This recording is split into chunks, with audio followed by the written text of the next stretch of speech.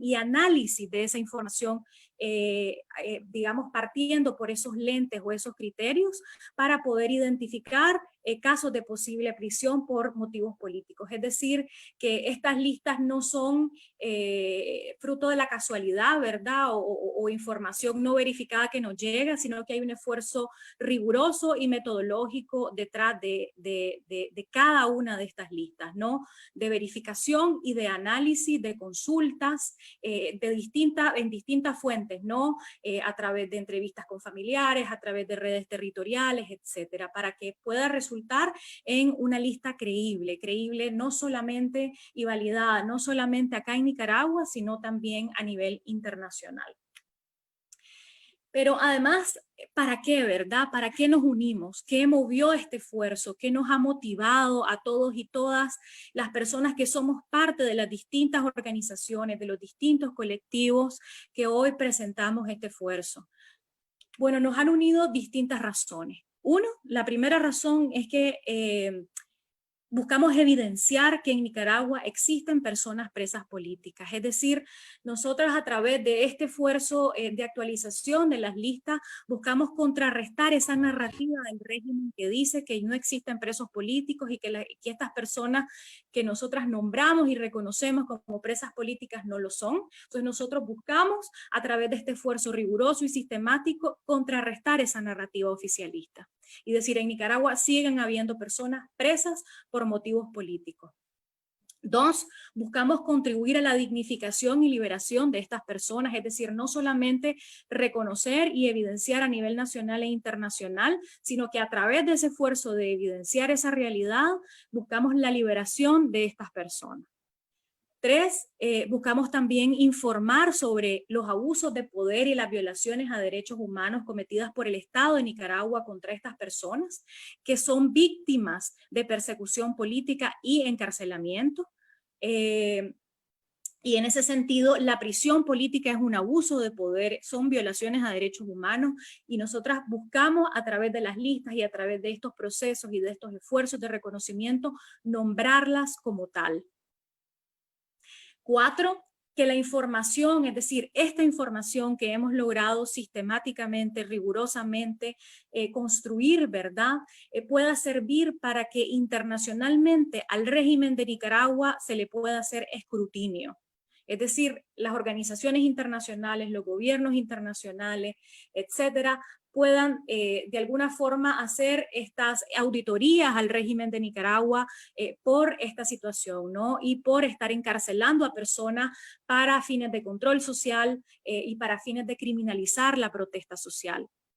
Y con este escrutinio internacional que buscamos que estas listas puedan generar, subir el costo político que representa para la dictadura cada persona presa.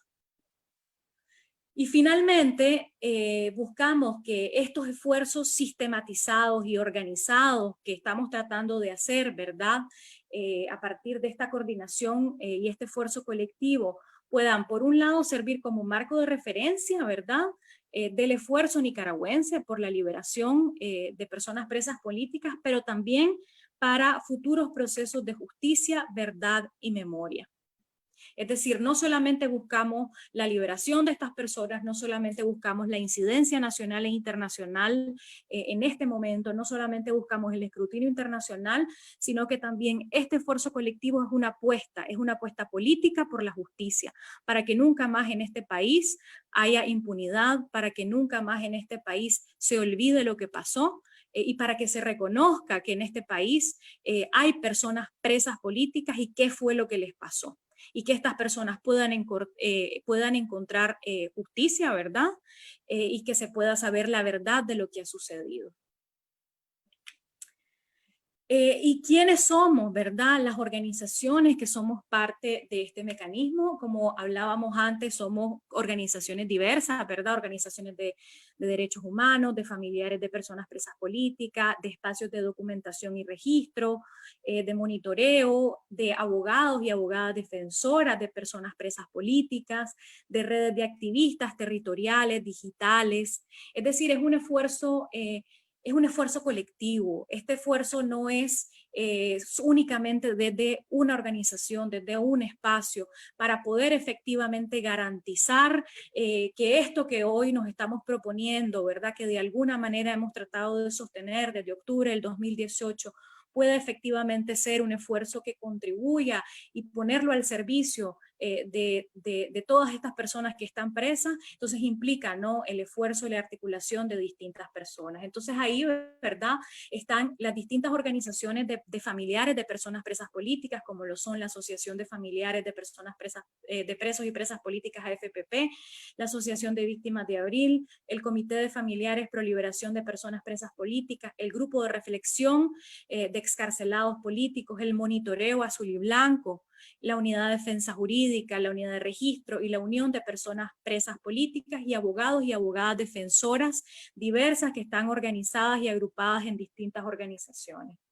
Y por supuesto, ¿verdad?, los familiares y las familiares de personas presas políticas que no están en algunos casos organizadas en ninguna de las asociaciones. Como les decíamos al inicio, ¿verdad?, este mecanismo, además de todo, ¿verdad?, también busca que este esfuerzo sea un esfuerzo riguroso, ¿no?, que pueda, en la medida de lo posible, ¿verdad?, y con las limitaciones de represión que vivimos en este país, que efectivamente dar el sustento metodológico y técnico para que efectivamente esta lista pueda ser una lista con validez y con legitimidad, no solamente en Nicaragua y no solamente porque lo decimos las organizaciones que están acá, sino porque hay todo un proceso, ¿no?, de verificación y de análisis de cada uno de los casos que nos permite tomar ciertas consideraciones y hacer unas evaluaciones que nos permiten definir, bueno, este es un caso efectivamente de prisión política, ¿no? Y básicamente, ¿verdad?, nuestra metodología consiste en 5 elementos fundamentales. El primero es la recopilación de información, ¿verdad?, sobre personas que han sido detenidas por posibles razones políticas, y ahí ocupamos fuentes directas e indirectas de información. Generalmente hay muchísima información que nos llega desde redes territoriales, hay mucha información que llega desde el Monitoreo Azul y Blanco, hay otra información que llega ya de forma un poco más privada y de forma bilateral, ¿no? Por la represión misma y por la intimidación del régimen. Luego de eso, verificamos la información que nos llega a través de esos procesos de recopilación y captura de información a través de distintas formas, ¿no? Lo primero es a través de entrevistas a familiares, es decir, no es que nos llega la información e inmediatamente entran a la lista, sino que a partir de eso, bueno, procedemos a poder hablar con familiares para saber un poco qué fue lo que pasó, cómo pasó, y poder conocer y entender el relato detrás de la detención. Eso también lo cruzamos y lo contrarrestamos con información también que desde redes territoriales diversas, personas que viven en los mismos territorios, etcétera, digamos, conocen del caso y de los hechos. Eso también se acompaña con análisis legales de los distintos grupos de abogados y abogadas defensoras de personas presas políticas, y en ese sentido el análisis de los expedientes es fundamental. Información documental, ¿verdad?, que sale en redes sociales, que puede complementar en algunos casos algunos de estos elementos. Luego de eso, ¿verdad?, conjuntamente entre las distintas organizaciones que participamos del mecanismo, en apoyo, y en ese sentido también recibimos apoyo, pues, de distintas organizaciones de derechos humanos, logramos definir un marco de referencia, es decir, unos criterios y unos procedimientos a través de los cuales son como unos anteojos, ¿no?, a través de los cuales evaluamos la información y los datos que recopilamos a través de las entrevistas, a través de la información territorial, a través del análisis de los expedientes, a través del análisis documental. Entonces analizamos esa información sistematizada a través de este marco de referencia, ¿no?, que tiene que ver con los procedimientos y los criterios, es decir, qué es lo que nos indica que un caso es un caso de prisión política. Y una vez, ¿verdad?, entonces que analizamos esa información a la luz de esos criterios, tomamos de alguna forma, evaluamos los casos y definimos efectivamente si cumplen estos criterios o no para ser incluidos en la lista. El concepto del que partimos desde el mecanismo, ¿verdad?, que logramos consensuar, es uno propuesto por el Consejo de Europa, El concepto de persona presa política no es un concepto jurídico, es un concepto político, y por eso es importante, si bien que este pueda entenderse a nivel internacional y dialogar con lo que el derecho internacional de los derechos humanos y bueno, lo que se trabaja a nivel internacional ha de alguna forma entendido como personas presas políticas, también es importante que eso lo contextualicemos a Nicaragua, ¿no? Entonces, el concepto del que partimos es el siguiente, ¿no? Personas que han sufrido abuso de poder a través del encarcelamiento, sistema penal o administración de justicia por parte del Estado, como herramienta de control social, represión y persecución política. Es decir, en este concepto el énfasis lo tiene el abuso de poder, ¿no? Y la instrumentalización del Estado para la represión política y para el control social. Es decir, no se enfoca tanto, digamos, en la persona y en el historial de la persona, aunque también eso es importante, y se enfoca más en lo que decíamos antes, ¿no? En el abuso de poder por parte del Estado. Y partiendo de ese concepto, ¿verdad? El mecanismo considera presa política a una persona cuando las circunstancias y o motivos detrás de su detención cumplen al menos uno de los siguientes 5 criterios. Es decir, no necesariamente todos los criterios, pero por lo menos que cumpla uno de estos 5 criterios. Como decíamos, estos criterios son adaptados al contexto nicaragüense y a la realidad que vivimos, ¿verdad? Que es particular, pero también son de alguna forma contrastados y no son contradictorios con lo que plantea este concepto del Consejo de Europa, por un lado, y tampoco son contradictorios con lo que plantea el Grupo de Trabajo en Detenciones Arbitrarias. Entonces, estos 5 criterios, ¿verdad? Son los siguientes. Por un lado, nexo de la detención por ejercicio de derecho fundamental. Y esto, bueno, es si la detención, ¿verdad? Es impuesta en violación a una de las garantías fundamentales consagradas en la Constitución política, ¿verdad? Y esto es cuando, por ejemplo, la persona es detenida por asistir a una marcha, por asistir a un plantón, es decir, estaba ejerciendo un derecho y una garantía fundamental consagrada en la Constitución, ¿no? Que es la libertad de pensamiento, la libertad de expresión, etcétera, de reunión, de asociación. Y es cuando la gente la detienen participando en esos espacios, ¿no? Después, motivación política sin comisión de delito, ¿verdad? Es si la persona, si la detención ha sido impuesta por razones puramente políticas, sin conexión con delito alguno, ¿verdad? Y bueno, ahí también, si hacemos memoria, ¿verdad? De los casos, probablemente podamos identificar muchos que cumplen este criterio. Después, detención prolongada como resultado de motivación política, y esto es que si por motivos políticos la duración o las condiciones de la detención están claramente fuera de proporción con el delito por el cual se le acusa a la persona, ¿no? Y esto es, vemos varios casos como este, por ejemplo, las condenas de 100 años, de 200 años que se han impuesto por la suma de delitos, eso no va acorde, ¿no? A lo que establece nuestro Código Penal, que tiene un máximo además de 30 años. Entonces ahí podemos ir identificando elementos, ¿verdad? Que dan cuenta de junto, ¿verdad? Con el relato de la detención de la persona, junto con los antecedentes de la persona en términos de activismo o de sus familiares o del contexto en el que la persona fue detenida, pueden dar cuenta, ¿no? De una posible situación de prisión por motivos políticos. Lo otro es aplicación desigual de la ley, ¿verdad? Fundada en motivación política, y esto es si la persona es detenida en forma discriminatoria en comparación a otras personas. Y aquí vemos un sinnúmero de situaciones también, que si hacemos memoria podemos identificarlas. Por ejemplo, detenciones en donde se ha hecho uso uso excesivo de la fuerza, ¿verdad? Eso ha pasado sobre todo con personas excarceladas que han sido recapturadas. Entonces, eso en conjunto con otros elementos puede dar cuenta, ¿no? De una posible situación de prisión política, y finalmente manifiesta violación al debido proceso relacionado con motivación política. Y en ese sentido, si bien es cierto que por lo corrompido, ¿no? Que está nuestro sistema de justicia, la violación al debido proceso se ve en la mayoría de los casos, sean o no sean políticos. Sí hay situaciones y tendencias particulares de violaciones al debido proceso que han estado, asociadas particularmente con situaciones de prisión política. Y esos son elementos que hay que analizar y tomar en cuenta, y por eso es que es importante poder corroborar y confirmar y obtener información desde distintos puntos, desde distintos aristas, ¿no? Y por eso esto es un proceso holístico, y por eso la importancia de que distintas organizaciones estemos involucradas en este proceso, ¿no? Porque implica un entendimiento de las circunstancias de la detención y de las circunstancias de la persona, de sus antecedentes, etcétera, y de su contexto familiar, pero también implica poder entender jurídicamente el tratamiento que se le está dando, y así sucesivamente, ¿no? Entonces, eso en términos generales es la metodología que hemos podido sistematizar, ¿verdad?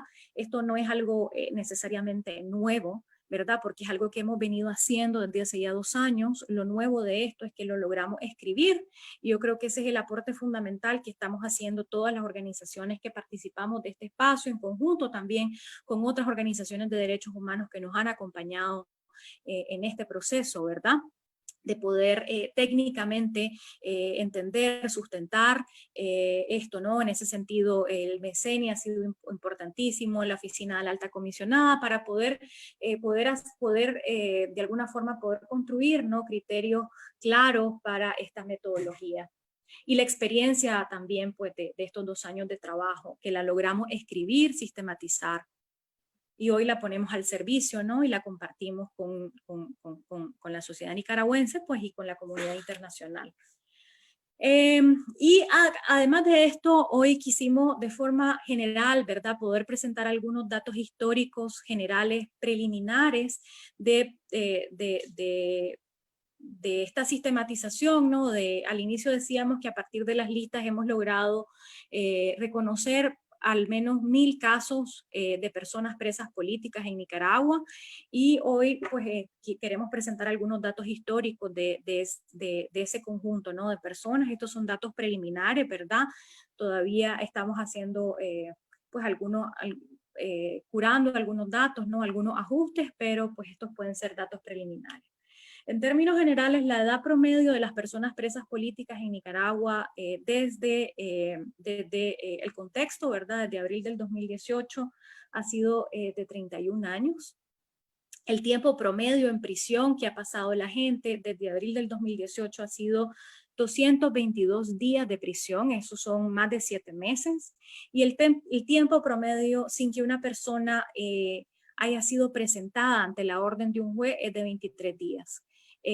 Aquí quisiera recalcar que bueno, nuestra legislación dice que una persona no puede pasar más de 2 días. Al cabo de las 48 horas tiene que ser presentada ante la orden de un juez, y aquí el tiempo promedio, ¿verdad? Promedio ha sido de 23 días. Aquí sí quiero recalcar que estos datos son tomando en cuenta de abril del 2018 hasta la fecha. No estamos tomando en cuenta los 10 casos de personas presas políticas previas al contexto, ¿verdad? Esos datos suben el promedio sustancialmente, ¿verdad? Porque son personas que llevan presas por motivos políticos desde el 2011, desde el 2014, y bueno, son casos realmente pues muy complejos que tenemos también que seguir reivindicando, pero estos datos no toman en cuenta eso, y esos promedios probablemente subirían sustancialmente. Acá, ¿verdad?, quisimos enseñar un poco un gráfico sobre la judicialización de personas presas políticas. En este sentido, los datos preliminares nos indican que el 42% de las personas presas políticas no han sido judicializadas, y el 58% han sido judicializadas. Eso quiere decir que además de la prisión política, ¿verdad?, es decir, encarcelar, detener a una persona, el régimen de Nicaragua está, como ya lo sabemos, ¿verdad?, haciendo uso de la maquinaria del Poder Judicial para criminalizar a estas personas. Y si vemos, pues, es decir, un poco más de la mitad de las mismas, pues, han sido judicializadas. De este 58% de personas que han sido judicializadas, el estatus judicial de estas personas al momento ya sea de su liberación y o excarcelación ha sido el siguiente.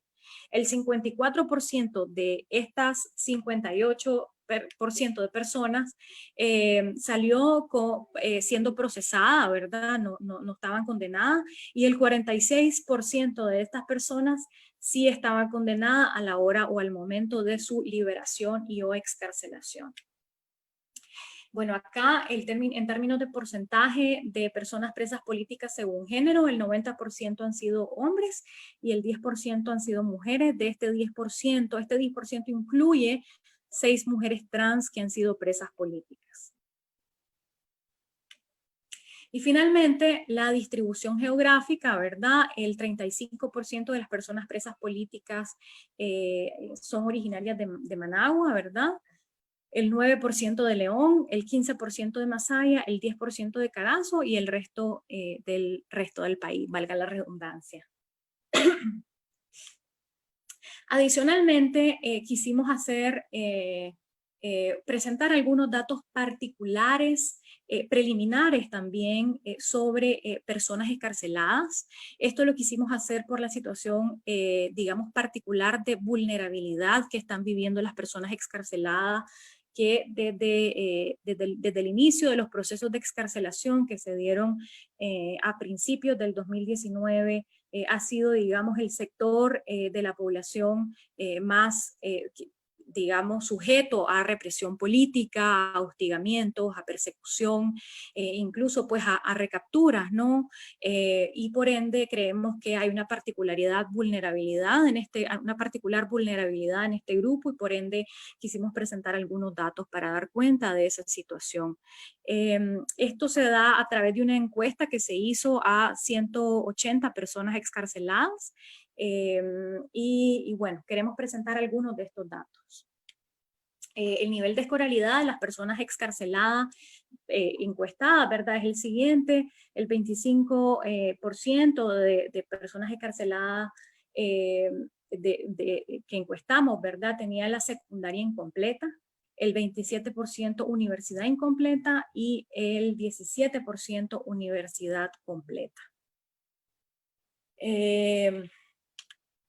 Las razones, bueno, aquí también les preguntamos si estas personas se quisieran dedicar a otra cosa, ¿verdad? A la que se están dedicando ahorita. Y la mayoría nos respondieron que sí. Y cuando les preguntamos por las razones por las que no pueden dedicarse a algo diferente, acá fueron sus respuestas, ¿no? En un 35% nos contestaron que debido a la represión y el asedio que sufren todos los días constantemente ellas y sus familiares, y eso les limita en términos de sus posibilidades de conseguir un trabajo, de poder moverse además. Bueno, el tema del desempleo profundo que estamos viviendo acá en Nicaragua por la crisis política, por la crisis económica, el 20% mencionó, ¿verdad?, que no tiene trabajo y que efectivamente tienen problemas serios para poder sustentarse ellas y sus familias, pero que por el profundo desempleo no están encontrando pues trabajo. El tema de la situación jurídica y la situación legal con la que salieron escarcelados, casi el 20% lo mencionó también como un tema importante, y en ese sentido, debido a la incertidumbre jurídica con la que fueron excarcelados y excarceladas, la mayoría de personas en donde el Poder Judicial ni ninguna institución del Estado les emitió ningún documento y en donde además se les archivaron causas. Además hay casos, ¿no?, en donde cuando van a solicitar algunos documentos se les estigmatiza y se les ponen mensajes, etcétera, ¿no? Entonces, que ese tema, esa situación jurídica, esa situación legal ha sido digamos, un obstáculo importante. Algunos incluso han mencionado una situación de una suerte de muerte civil, ¿no? Es decir, por este conjunto de elementos, la persecución, el asedio, la falta de empleo, la inseguridad jurídica, el desplazamiento interno que han tenido que vivir, etcétera, están experimentando una suerte de muerte civil, ¿no?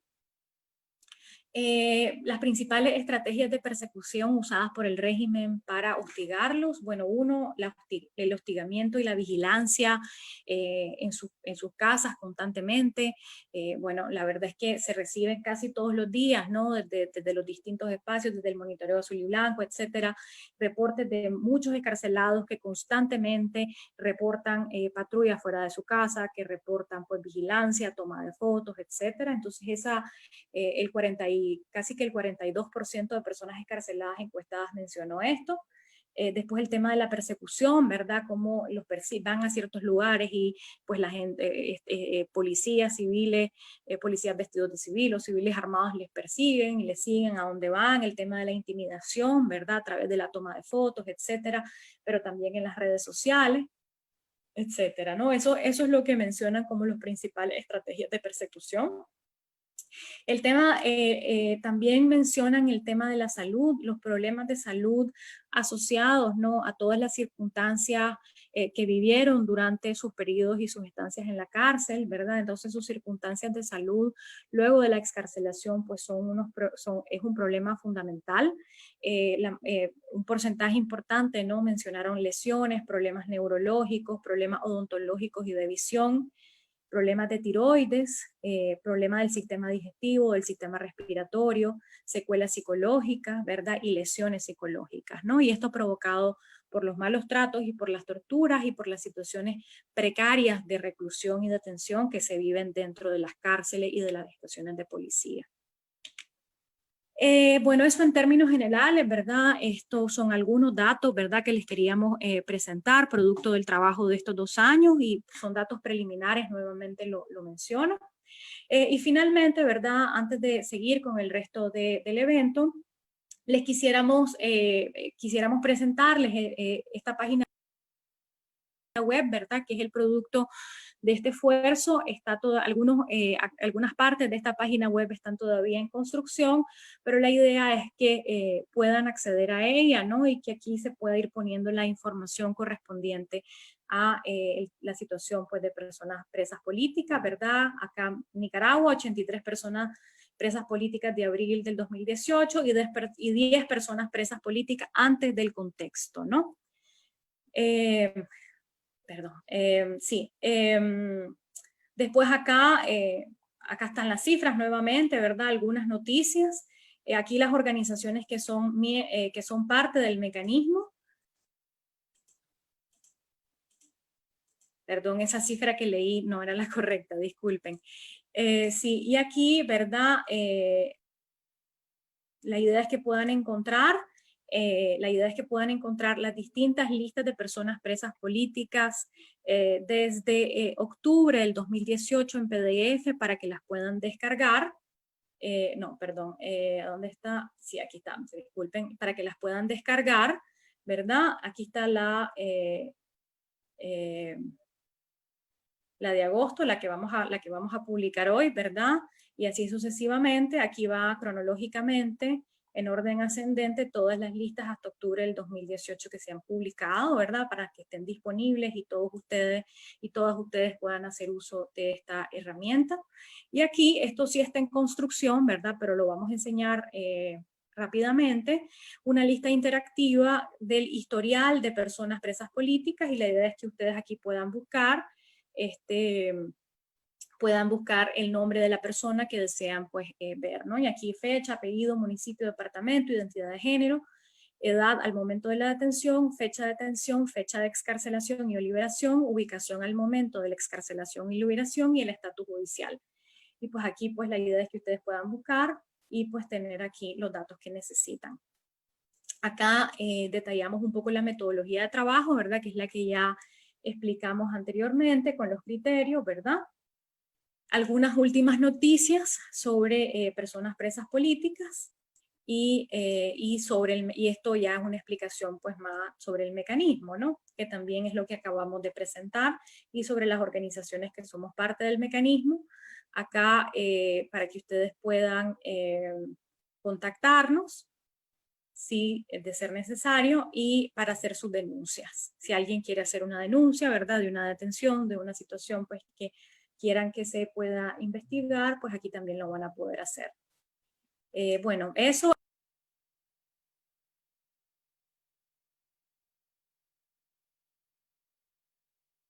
Esta página va a estar disponible para que puedan hacer uso de ella.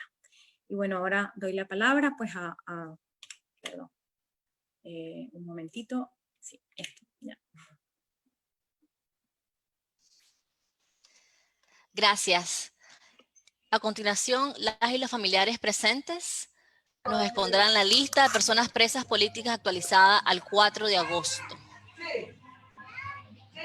Adelante. Sí, Don muy Carlos. buenos días. Muy buenos días. Mi nombre es Carlos Hernández.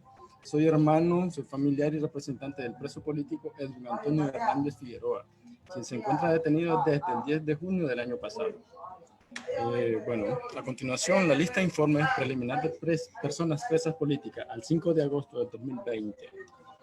Esta lista de informes es una actualización de la información de personas presas políticas que permanecen en cárceles al 5 de agosto de 2020, producto de la crisis sociopolítica iniciada desde abril del 2018. El listado preliminar es construido por el Mecanismo para el Reconocimiento de Personas Presas Políticas y coordinado técnicamente por la Unidad de Registro. El mecanismo es definido como los distintos procedimientos y criterios que orientan los procesos de registro de información y reconocimiento de casos de personas que sufren prisión por motivos políticos en Nicaragua. El mecanismo es un espacio de coordinación entre organizaciones de derechos humanos, de familiares de personas presas y encarcelados, políticos, abogados, defensores de presos políticos, de espacios de documentación y redes de activistas territoriales y digitales, para lograr una lista mensual unificada, actualizada y verificada de personas presas políticas posteriores a abril del 2018. Para mayor información, ya le acaban de mostrar la página web donde podrán obtener ese tipo de información más detallado. A través de estas listas mensuales, el mecanismo busca evidenciar que en Nicaragua existen personas presas políticas y con ello contribuir a su liberación, aportando al conocimiento nacional e internacional la información sobre el abuso de poder y las violaciones a derechos humanos cometidas por el Estado de Nicaragua en contra de personas que son víctimas de persecución política a través de encarcelamientos y en algunos casos judicialización donde se viola totalmente el debido proceso. De igual manera, mediante las listas, el mecanismo busca poner a disposición información que sirva para el escrutinio internacional y contribuye a subir el costo político que representa para la dictadura. Cada persona presa política y finalmente ofrece información sistematizada y organizada como un marco de referencia y sustento técnico del esfuerzo nicaragüense para la liberación de personas presas políticas, así como para futuros procesos de justicia, verdad y memoria.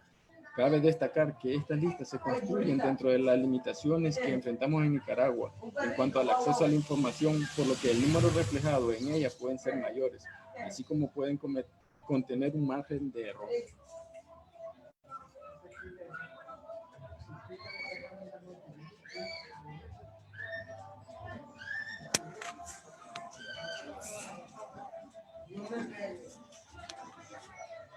Doña Jacqueline.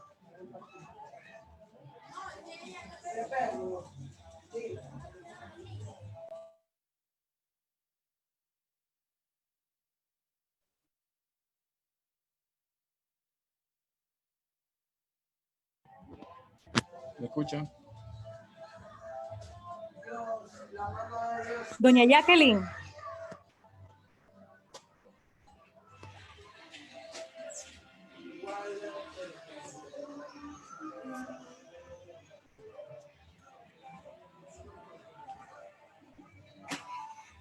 Puedo continuar yo, no hay problema.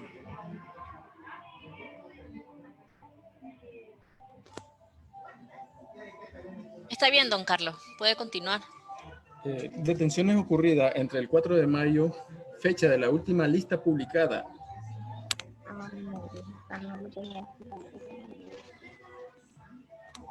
Bueno, buenos días. Ya estoy en línea. Sí, le escuchamos. Bueno, mi nombre es Jacqueline del Carmen Díaz Tinoco. Soy hermana de Luis Carlos Valles Tinoco, preso político, detenido desde el 3 de julio del 2018. Voy a leer aquí, desde la última lista publicada del 4 de mayo al 4 de agosto del 2020, se reportaron un total de 77 detenciones, de las cuales 63 detenciones efectivamente sucedieron durante el periodo de los 14 restantes. Fueron reportados durante el periodo en cuestión. se habían dado en fechas previas. Del total de 77 detenciones, 73 son hombres y 4 son mujeres. De estas 40 personas fueron puestas en libertad, ya sea en el mismo día o en el segundo día o el tercer día, luego de su detención. Las otras 37 personas, las otras 37 personas siguen detenidas. 13 de estas se suman a la lista de personas presas políticas. Las otras 24 continúan siguiendo procesos y verificaciones en corroboración para determinar si su detención se da efectivamente por razones políticas. Durante el periodo analizado, se sigue identificando un fenómeno denominado puesta giratoria, es decir, una dinámica en la que el régimen detiene y libera a un número similar de personas. Es práctica, le remite al régimen seguir haciendo uso de detenciones como estrategia inhibitoria de la participación y organización política de las personas opositoras. Y por otro lado, refuerza una narrativa oficialista de normalidad y negar que existen personas detenidas y presas políticas.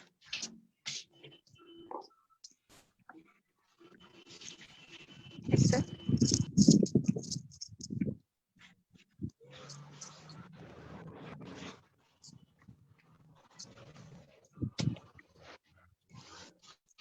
Ahí está, ahí nomás.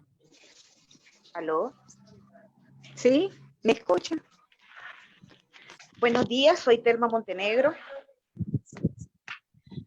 tía del preso político Oliver Montenegro Muñoz, de la zona de Huihuilí, departamento de Jinotegues, la zona norte de Nicaragua, un joven campesino detenido. Al mismo tiempo pertenezco al Comité Pro Liberación de Presos Políticos. Sí. Vamos a abordar Por favor, respecto si a hay la Netflix, distribución de las tolve. personas Solo 20 presos minutos. políticos. En términos de ubicación, encontramos que las 89 personas presas políticas, 9 se encuentran en las estaciones de policía, principalmente en la de Jinotega, y 80 ya han sido trasladadas a las instalaciones de los sistemas penitenciarios del país. Entre las personas encarceladas en el sistema penitenciario, sabemos que 9 de ellas se encuentran en celdas de máxima seguridad, la famosa 300, que también es de aislamiento. En términos demográficos, actualmente hay 85 hombres, 4 mujeres, de las cuales una es mujer trans. Respecto a las recapturas y persecución política para las personas excarceladas. Como resultado de la constante persecución política dirigida hacia personas excarceladas, del total de personas presas políticas a la fecha, 20 son personas excarceladas recapturadas. 6 de estas personas recapturadas durante el último mes y enfrentan nuevos cargos en su contra como parte de la represión y persecución política. La situación de estas personas, así como las personas excarceladas en general, es de especial preocupación por la represión constante que sufren, así como la vulnerabilidad e incertidumbre jurídica con la que salieron de la cárcel. Estos casos se visibilizan en el apartado correspondiente del presente reporte. Muchas gracias.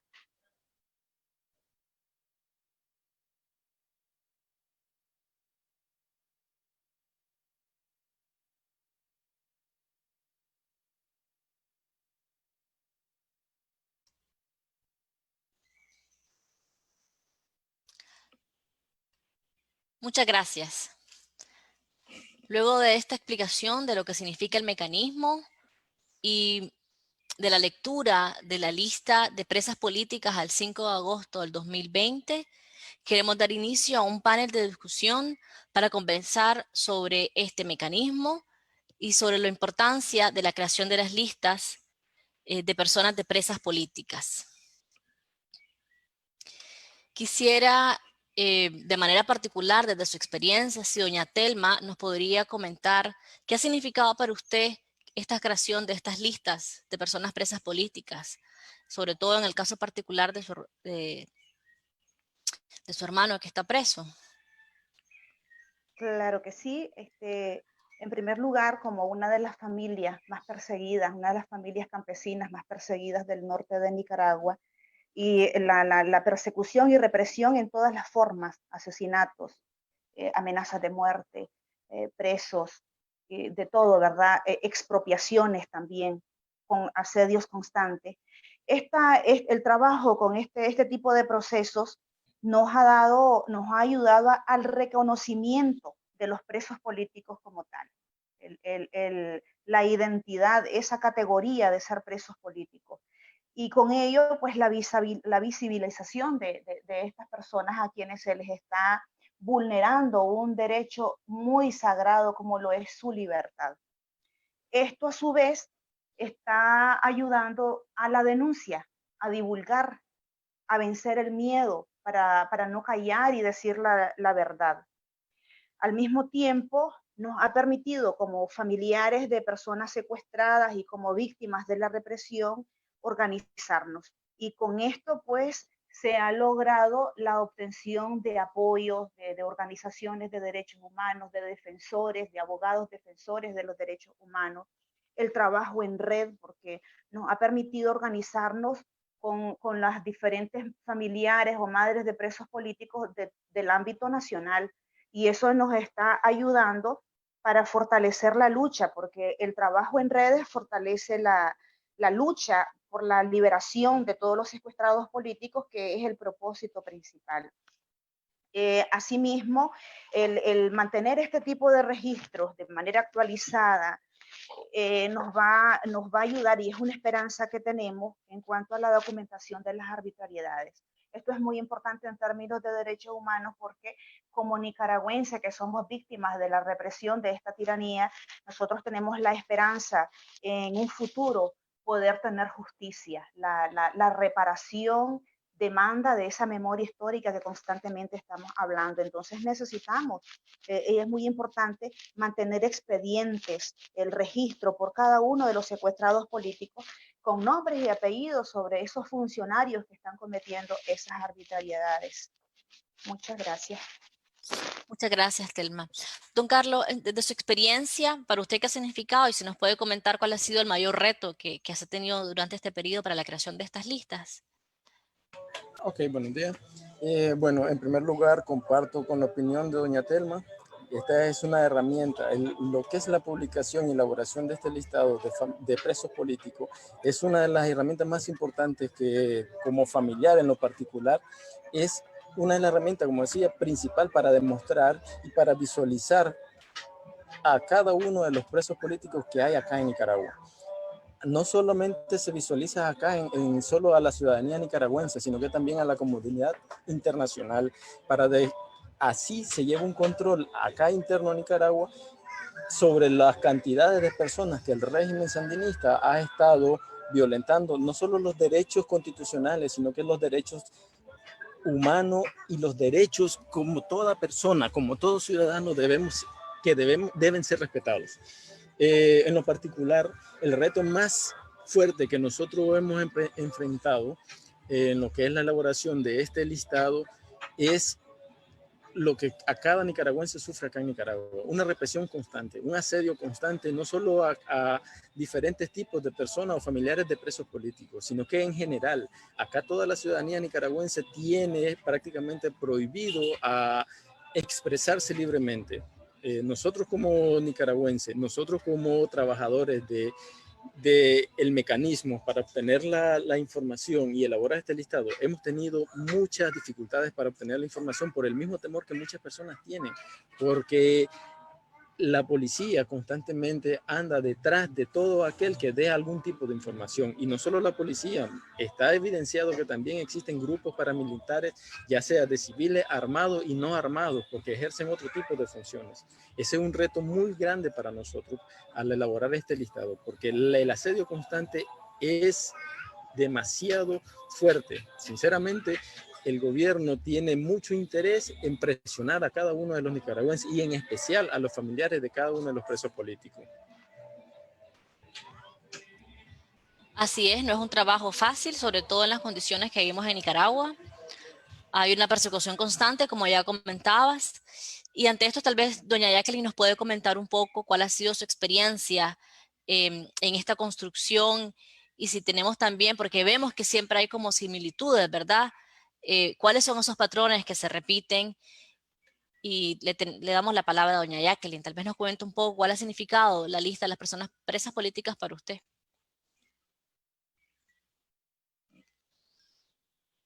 Doña Jacqueline.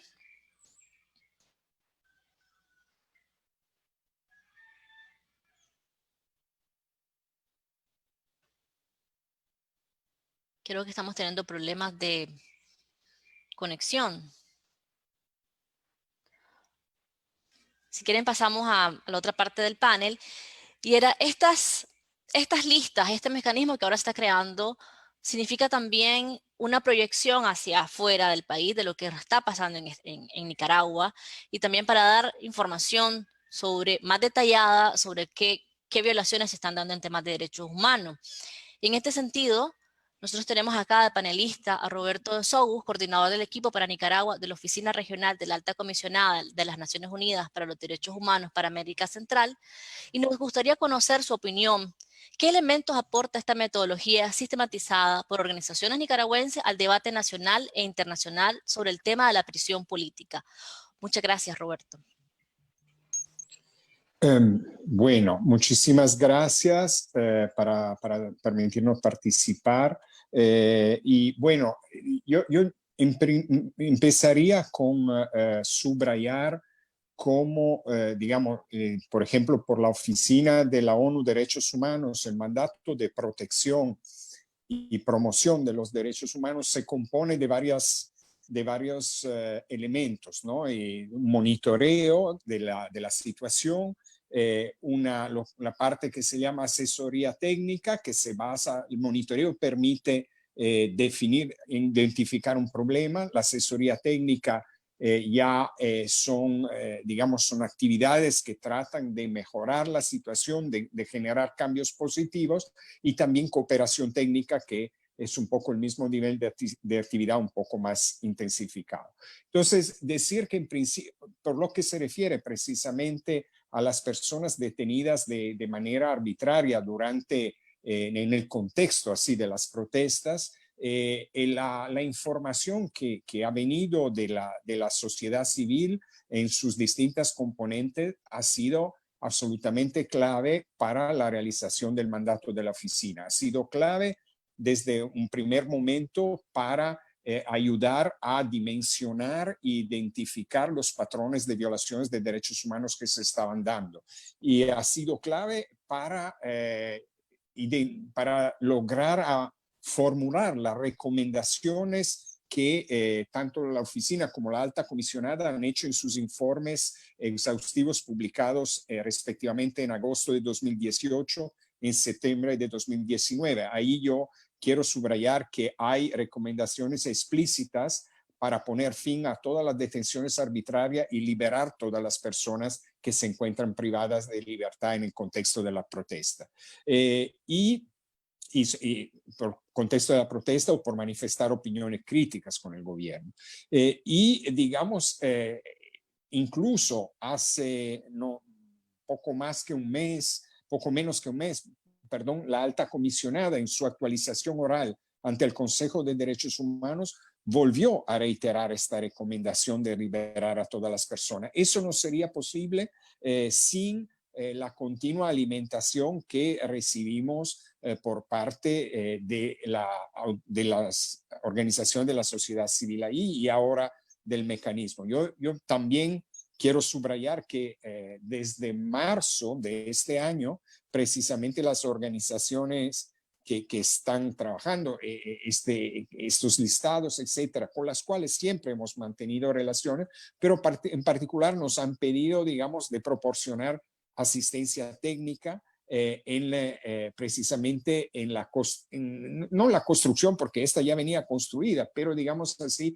en la mejor cualificación de la metodología.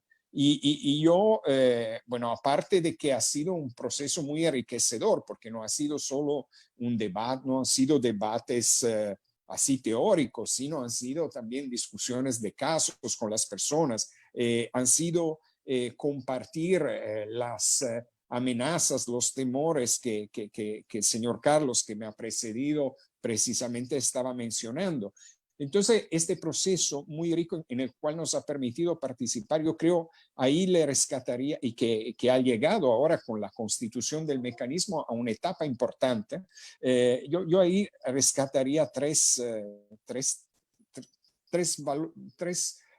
factores. Uno, que haber dado a conocer esta metodología de manera pública. El segundo es que es una metodología que ha incorporado, y desde el principio, pero quizás ahora de una manera más consistente, elementos derivados de normas y estándares internacionales de derechos humanos, el aspecto en el cual tanto nosotros como la Comisión Interamericana MECENI hemos brindado en particular asesoría técnica. Y lo otro que yo resaltaría es digamos, el resultado de poder tomar decisiones de manera colegial y que no solo, digamos, todo eso no solo fortalece los hallazgos, pero también fortalece en perspectiva las demandas para el respeto, la protección y la garantía de derechos humanos hacia las autoridades nicaragüenses y hasta la comunidad internacional en su conjunto. Y finalmente, un poco citando digamos así, los aportes del trabajo que están haciendo, yo cerraría recordando que la resolución adoptada recientemente, el 19 de junio pasado, por el Consejo de Derechos Humanos, adoptada por mayoría de los estados del Consejo de Derechos Humanos, la resolución sobre Nicaragua, también contiene una parte específica sobre el cese de las detenciones arbitrarias de las personas, ¿no? Y la liberación de los que se encuentran en esta situación. Y esto, repito, no habría sido posible sin los aportes que nos derivan de esta experiencia. Muchas gracias. Muchas gracias. También está con nosotros Alexandro Álvarez, encargado del Mecanismo Especial de Seguimiento para Nicaragua, MECENI. Don Alexandro, este mecanismo que bien decía que es una forma pública y además sobre todo que ya está más ordenado, ¿cómo ha contribuido esto a visibilizar la situación de los derechos humanos en Nicaragua, sobre todo desde la experiencia que tiene del trabajo previo en el país justamente cuando estaba la crisis? Muchas gracias por la pregunta. Solo quiero advertir que el Mecanismo Especial de Seguimiento para Nicaragua es un mecanismo específico, tal como lo dice su nombre, para Nicaragua, de la Comisión Interamericana de Derechos Humanos, que es el órgano de derechos humanos del sistema de estados americanos en nuestro continente. Efectivamente, a veces siempre ocurre que cuando existen pronunciamientos internacionales por parte de organismos como nosotros, como la Comisión Interamericana de Derechos Humanos, o como de la Oficina de la Alta Comisionada para los Derechos Humanos, existe un clamor por parte de la sociedad nicaragüense diciendo ¿por qué no hacen más? ¿Por qué se quedan solo en comunicados? ¿Por qué se quedan solo en exponer lo que ocurre? Y la verdad es que precisamente las acciones políticas llevadas adelante por parte de la Organización de Estados Americanos, por parte de la Organización de Naciones Unidas, por parte de la Comunidad Europea, por parte de algunos estados de la región, precisamente son el resultado de la actualización que organizaciones internacionales como la Oficina de la Alta Comisionada y la Comisión Interamericana de Derechos Humanos hacemos sobre la situación que ocurre en el país. Y perdón que me detenga en esto para poder llegar a la relevancia que tiene el mecanismo. La típica labor de monitoreo en el cumplimiento de sus mandatos que hacen este tipo de organizaciones como la Comisión Interamericana de Derechos Humanos, ya decía, o la Oficina de la Alta Comisionada, consiste en recibir información de los estados y procesarla para decir cuál es la situación de derechos humanos en un país determinado de la región. Eso es el trabajo habitual. La sociedad civil sirve para hacer espejo de esa información y poder contrastar algo de lo que el Estado informa sobre las situaciones que se presentan en el país. Pero, por ejemplo, las cifras agregadas, los patrones demográficos que afectan a determinadas categorías de personas, la población penal y sus características, su ubicación y demás, es información que suele dar el Estado. Pues bien, en Nicaragua eso no ha ocurrido. Si fuera por el Estado de Nicaragua en las actuales circunstancias, probablemente nosotros mantendríamos a la comunidad internacional completamente subinformada de lo que ocurre en Nicaragua, especialmente desde abril del 2018. Sin embargo, y en esto yo no quiero exagerar ni sonar como maximalista, pero la información que se le ha entregado a la comunidad internacional sobre la crisis de derechos humanos que ocurre en Nicaragua ha sido una información exhaustiva, pormenorizada, detallada, profesional. Y es sorprendente porque primero los equipos de las organizaciones internacionales no están en el país y segundo porque toda la información que tenemos, salvo contadas excepciones, viene de la sociedad civil. Y la sociedad civil suele ser un cúmulo de actores que entrega información y que requiere del procesamiento intensísimo por parte de organizaciones, pero al mismo tiempo de comparación con la información estatal. En el caso de Nicaragua, solamente, estoy generalizando porque hay casos en los que sí ha llegado información por parte del Estado, pero quiero insistir en que ha sido excepcional eso. Esta información ha sido allegada por la sociedad civil. Y es, por lo tanto, en el fondo, la sociedad civil que en alianza con las organizaciones internacionales la ha informado al mundo de esta manera tan precisa, tan profesional y tan sistematizada lo que ocurre en Nicaragua y que nos permite mantener la crisis de derechos humanos que sufre el país muy vigente en la agenda pública internacional, no solo de las organizaciones internacionales del sistema universal y del sistema americano, sino que además por parte de los propios estados que, como a ustedes les consta, han tomado acciones en el contexto de sus mandatos políticos, las organizaciones que tienen ese mandato y los estados, para hacerse cargo de procesar la situación que ocurre en Nicaragua, generando las instancias para que eso ocurra. Es entonces el resultado de ese trabajo que se ve reflejado en el mecanismo.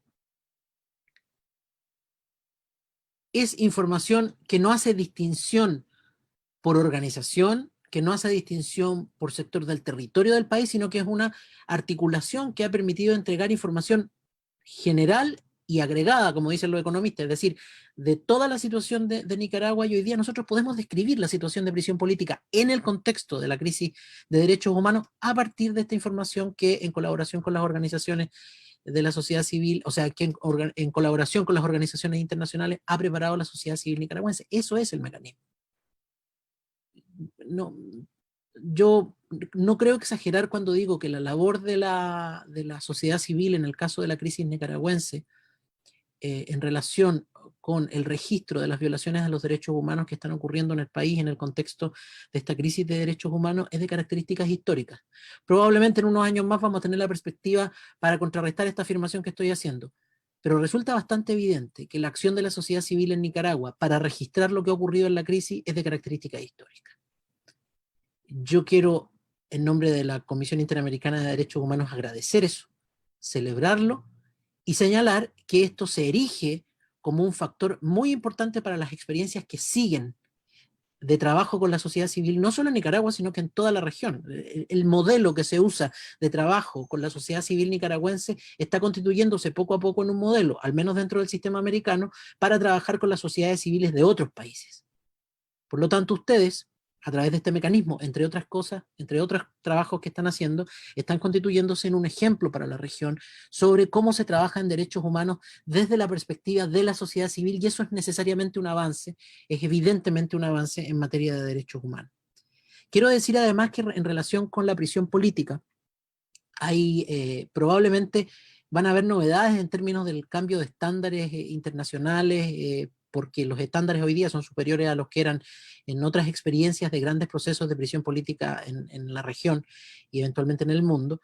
Y en ese sentido, la Comisión Interamericana de Derechos Humanos está haciendo todo el trabajo que puede para visibilizar la situación de personas privadas de libertad en Nicaragua y particularmente en el contexto de la crisis que actualmente sufre el país.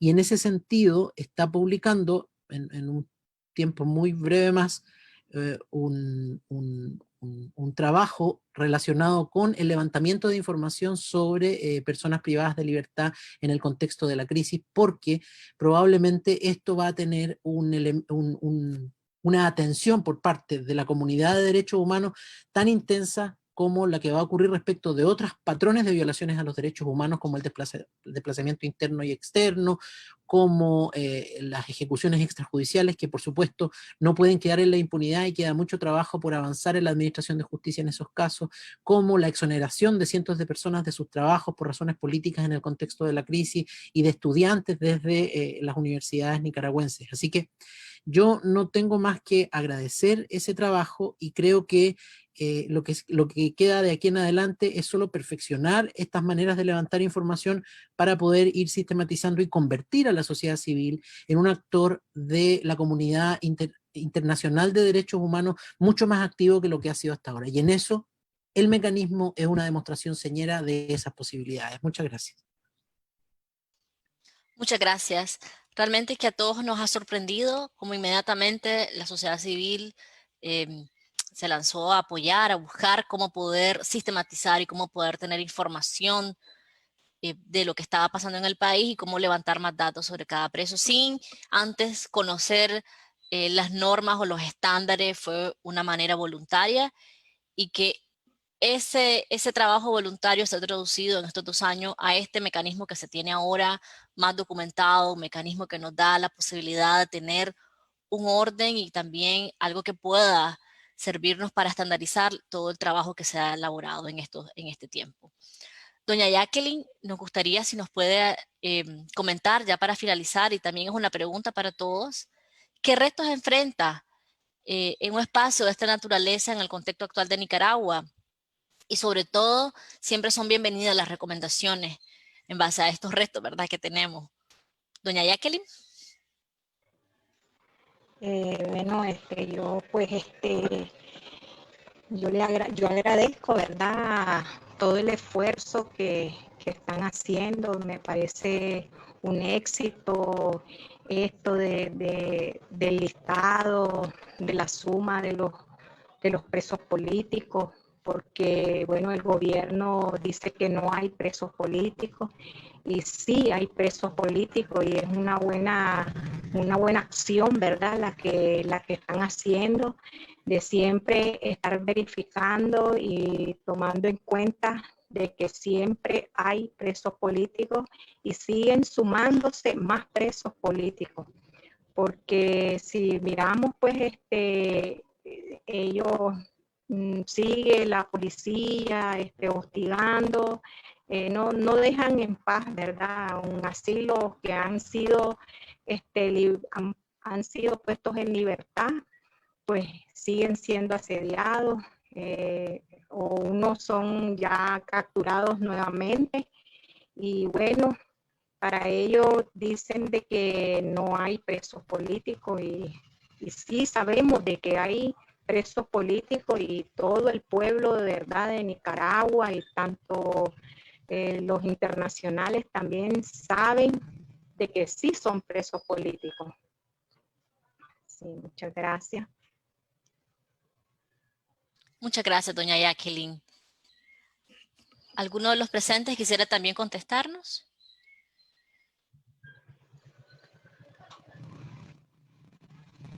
¿Cuáles son estos retos y las recomendaciones de cara al futuro, sobre todo en contexto nicaragüense?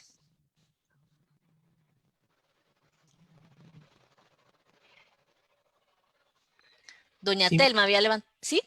perdón. No, doña no, Telma. adelante, adelante. No, yo solo quería decir que si es que existe algún desafío de aquí en adelante, es poder soslayar un problema que siempre se presenta en todos estos procesos, en los cuales el protagonismo en la agenda pública, la posibilidad de tener auténtica incidencia, genera una natural roces a veces entre organizaciones, y eso lo hemos visto en todos los procesos en los cuales se enfrentan este tipo de crisis. Hay que estar permanentemente generando instancias que permitan superar esas diferencias para poder actuar, no solo por razones de la calidad de la incidencia como un solo bloque frente a las situaciones de derechos humanos que se enfrentan, sino que además eso permite, por ejemplo, tal como ocurre en el mecanismo, tener información que no hace ninguna distinción por organización. O sea, yo no sé si ustedes dimensionan la relevancia que tiene esto. La información que nos entrega el mecanismo es toda la información sobre personas privadas de libertad en el contexto de la crisis de derechos humanos en Nicaragua, sin ninguna distinción. Cuando estamos hablando de los datos que nos entrega el mecanismo, estamos hablando de los datos de Nicaragua. Hacer eso es una tarea titánica considerando la cantidad de organizaciones que funcionan y las lógicas propias de las organizaciones humanas. Todos los que hemos trabajado en esto sabemos que ahí hay desafíos pendientes y hay que trabajar en esos desafíos para poder generar instancias similares a las del mecanismo que permitan tener no solo la objetividad suficiente, sino que la capacidad de generar respuestas unificadas frente a las crisis de derechos humanos que enfrentan los países, sobre todo cuando tenemos una situación de deterioro de las instituciones democráticas tan severa como ocurre en Nicaragua. Y estoy hablando concretamente de que acá no tenemos la colaboración de ninguna agencia estatal nicaragüense para producir esta información. Y probablemente no la vamos a tener ni en el corto ni en el mediano plazo. Siendo eso así, la unidad de la sociedad civil frente a los problemas de derechos humanos que se presentan es fundamental, y yo quiero resaltar de nuevo que el mecanismo es precisamente un ejemplo de cómo se enfrenta a ese desafío. Muchas gracias. Muchas gracias. Roberto de Sous tenía la palabra. Sí, bueno, muy brevemente, también para precisamente resaltar como quizás el desafío, y varios de ustedes lo han mencionado, pero el desafío, quizá uno de los retos que tenemos por delante, que ustedes tienen por delante, es precisamente ir cualificando y documentando siempre más la información de los casos, precisamente en una perspectiva de acceso a la justicia y de rendición de cuenta en el corto o mediano plazo, digamos. Como alguien lo ha dicho, el gobierno no solamente no reconoce la existencia de presos políticos, sino que sostiene de manera oficial que todas las personas que han sido detenidas en el contexto de la protesta han sido liberadas, las últimas en junio del año anterior. Y precisamente entonces de ahí, de la información oficial, no va a llegar una documentación de estos casos, y tenemos varios ejemplos en otros países donde precisamente es la información de la sociedad civil que ha sido clave luego para llegar para llegar a una rendición de cuenta en los términos con las violaciones ocurridas en el pasado. Y precisamente ahí yo termino también recordando que una de las recomendaciones de la alta comisionada en su informe del 2019 ha sido precisamente la de poder, la necesidad, subrayar la necesidad de realizar un plan de acción precisamente en términos de justicia poner fin a la impunidad y tener garantías de no repetición de las violaciones. Y este tipo de plan ve o demanda que al centro del mismo esté la sociedad civil, pero en particular las víctimas, los familiares y sus organizaciones. Entonces, esta experiencia del mecanismo y el mismo, digamos, el mismo percurso que están haciendo. ¿Alguno de ellos que quiera preguntar algo?